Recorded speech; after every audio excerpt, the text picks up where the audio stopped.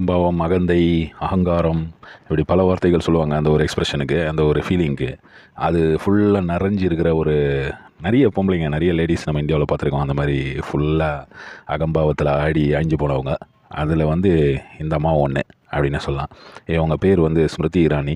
இவங்க வந்து பிஜேபியில் ஒரு எம்பியாக இருந்தாங்க. இப்போ வந்து எம்பி போஸ்ட்டு போயிடுச்சு, ஏன்னா எலெக்ஷனில் தோற்றுட்டாங்க.